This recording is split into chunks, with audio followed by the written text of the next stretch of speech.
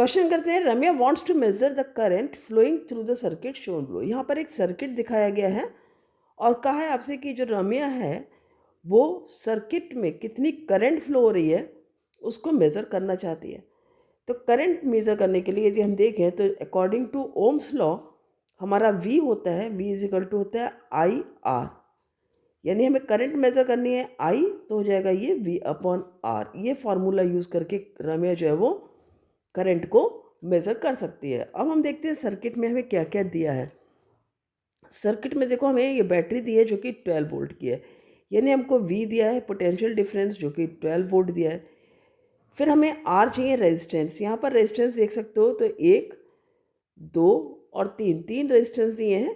पहला रेजिस्टेंस जो R1 है वो दिया है आपको 2 ओम, R2 जो है वो दिया है आपको 8 ओम और R3 जो है वो दिया आपको 4 ओम। ये 3 आपको रेजिस्टर्स दिए हैं और एक एमीटर दिया है जिससे हम करंट को मेज़र कर सकते हैं।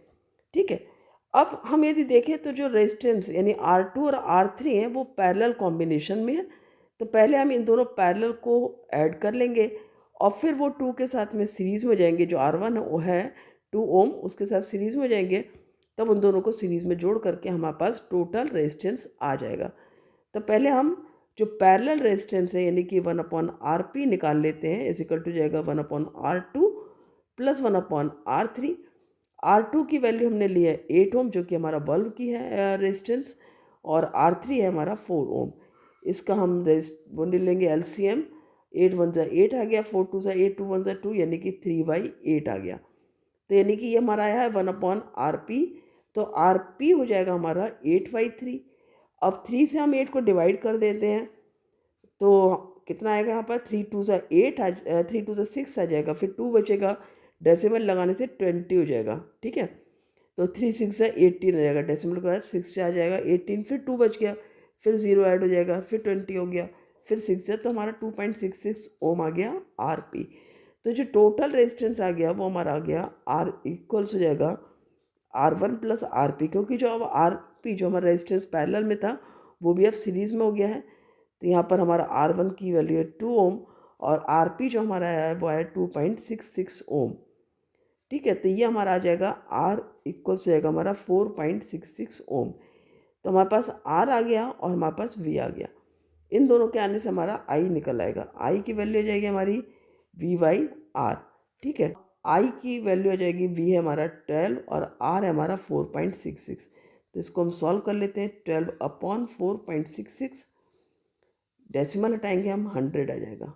ठीक है, 2 2 ज़ा 4, 2 3 ज़ा 2 3 ज़ा और 2 6 ज़ा, यानी हमारा आ जाएगा 233 से हमको डिवाइड करना होगा 600 ज़ा 6 मल्टीप्लाई 100, 600 हो गया। अब यहाँ पर हम इसको कर लेते हैं। तो पहला हम 2 ज़ा लेंगे, 2 3 ज़ा 6, 2 3 ज़ा 6, 2 2 ज़ा 4 आ गया, 10 में से 6 गया 4, 9 में से 6 गया 3 आ गया, 5 में से 4 गया 1 आ गया, डेसिमल लगाया 0 आ गया। ठीक है, अब हम इसको 5 ज़ा देखते हैं कितना जाता है।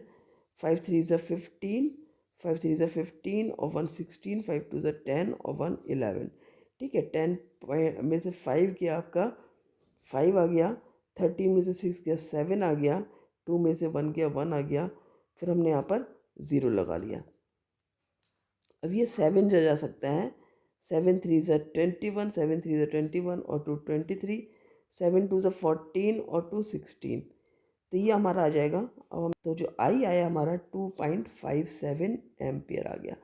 तो ये हमारी वैल्यू आ गई आई की।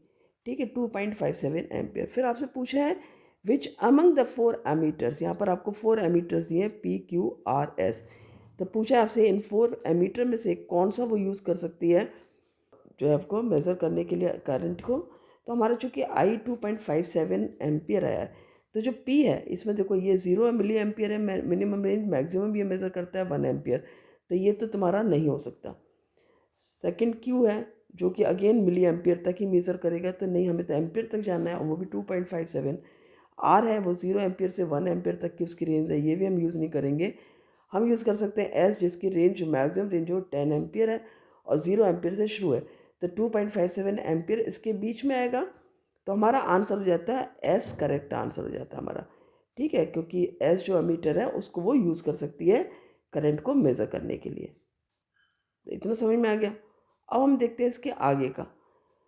इसका जो ऑप्शन वाला पार्ट है वो क्या कहता है, अ helical coil which whose length is greater than its diameter. एक हेलिकल कॉइल है और इसकी लेंथ इसके डायमीटर से बड़ी है और is connected to the battery. ये कनेक्ट है बैटरी से, जैसा कि दिखाया गया आपको फिगर में। तो हेलिकल कॉइल क्या है, ये एक सोलेनाइड की तरह हुआ, कुछ ऐसा बनता है ना सोलेनाइड, ठीक है। तो सोलेनाइड की तरह है। तो पूछा आपसे, पहला क्वेश्चन है, how does the magnetic field at point P compare with magnetic field at point Q. यानी पी पर और क्यू पर यदि हम देखें तो मैग्नेटिक फील्ड को हम कंपेयर करें तो कितनी होगी। देखो हमें पता है कि इनसाइड द मैग्नेट, यदि हम देखें तो जो इनसाइड द मैग्नेट क्या होता है, inside the magnet the magnetic field is, जो मैग्नेटिक फील्ड होती है वो क्या होती है आपकी, पैरेलल होती है। और पैरेलल होने से क्या होगा, वो पैरेलल होती है और इस वजह से ये आपकी हमेशा इक्वल होगी। यानी at point P and Q दोनों पर जो मैग्नेटिक फील्ड है वो सेम होगी। क्लियर। दूसरा है, क्योंकि हमें पता है कि जो साउथ से नॉर्थ जाती है अंदर की इस डायरेक्शन में, किसी भी हेलिकल कॉइल या फिर सोलेनाइड, सोलेनाइड क्या है, बार मैग्नेट की तरह बिहेव करता है। तो बार मैग्नेट का भी क्या रूल है, ये यदि बार मैग्नेट है तो इसके अंदर यदि ये साउथ है और ये नॉर्थ है, तो जो मैग्नेटिक फील्ड लाइन्स हैं वो कैसे आएंगी, साउथ से लेके नॉर्थ में पैरेलल जाती हैं। तो यानी कि हर पॉइंट पर एक सी मैग्नेटिक फील्ड होगी। और बाहर क्या होती है, कर्व होती हैं लाइन्स, वो नॉर्थ से लेकर के साउथ में जाती हैं इस तरह से करके, राइट। तो ये हमारा, हमको पता है कि इस तरह से हमारा डायरेक्शन जो है वो होती है मैग्नेटिक फील्ड लाइंस की। और अंदर चूँकि पैरेलल होती है इसलिए पी और क्यू पर ये सेम रहेगी। दूसरा क्वेश्चन पूछा है B, state one way in which the strength of the magnetic field inside a current carrying helical coil can be changed. अब हम कैसे करें कि हम यदि मैग्नेटिक फील्ड जो है उसकी स्ट्रेंथ को कम या ज़्यादा करें, ठीक है, तो वो कैसे चेंज कर सकते हैं। तो इसके लिए भी दो चीज़ें होती हैं। एक है कि या तो आप जो कॉइल का जो नंबर ऑफ टर्न्स है, यानी कि जो नंबर ऑफ टर्न्स हैं हेलिकल कॉइल्स के, उनको या तो आप इंक्रीज़ कर सकते हैं या फिर आप डिक्रीज़ कर सकते हैं, ठीक है। यदि आप इंक्रीज़ करेंगे तो स्ट्रेंथ मैग्नेटिक फील्ड की बढ़ जाएगी और डिक्रीज़ करने पे स्ट्रेंथ मैग्नेटिक फील्ड की कम हो जाती है। नंबर ऑफ टर्न्स बढ़ाने पर मैग्नेटिक फील्ड की स्ट्रेंथ बढ़ जाएगी और नंबर ऑफ टर्न्स कम करने पर मैग्नेटिक फील्ड की स्ट्रेंथ कम हो जाएगी। दूसरा क्या है, अमाउंट ऑफ करंट। यानी आप यदि करंट का अमाउंट ऑफ करंट भी मैटर करता है, उस पर भी मैग्नेटिक फील्ड की स्ट्रेंथ डिपेंड करती है। तो इसको भी आप इंक्रीज़ कर सकते हैं या फिर आप डिक्रीज़ कर सकते हैं। यदि हम करंट को बढ़ाएंगे तो फिर मैग्नेटिक फील्ड की स्ट्रेंथ बढ़ जाएगी और यदि हम इसको घटाते हैं तो मैग्नेटिक फील्ड की स्ट्रेंथ घट जाती है।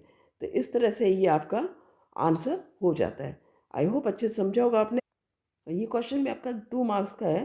तो सपोज़ आपने इतना आंसर दे दिया कि ये जो है सोलेनोइड की तरह बिहेव करता है और इसलिए मैग्नेटिक फील्ड सेम होगी, तो हाफ ऑफ मार्क इनका हो जाएगा आपका। और साथ ही जो आपने ये पॉइंट्स लिखे हैं, 1 मार्क आपका इसका मिल जाता है। वन वे है, आपको इनमें से कोई भी एक पॉइंट भी आप दे देंगे तो आपको इसका नंबर पूरा मिल जाएगा, ठीक है। सेकंड, जो आपने ऊपर वाला क्वेश्चन किया था, इसमें भी आपका जो रेजिस्टेंस है टोटल, उसका 1 नंबर मिल जाएगा और जो करंट आपने निकाली और प्लस कौन सा ऑप्शन करेक्ट है, इसका 1 नंबर मिल जाएगा। हाफ हाफ मार्क करके दोनों का मिल जाएगा। तो इस तरह से आपका नंबर पूरा 2 मार्क्स के क्वेश्चन में 2 मार्क्स मिल जाते हैं। तो स्टेप मार्किंग होती है, लेकिन आपको बहुत ध्यान से क्वेश्चन करना होता है, क्योंकि आपको आधा आधा नंबर भी बचा के चलना होता है। आपको ये नहीं कि हाफ मार्क्स से जा रहा है, आपको हर मार्क्स की केयर करनी होगी। तो आई होप अच्छे से समझा होगा। मिलते हैं अगले वीडियो में। Thank you.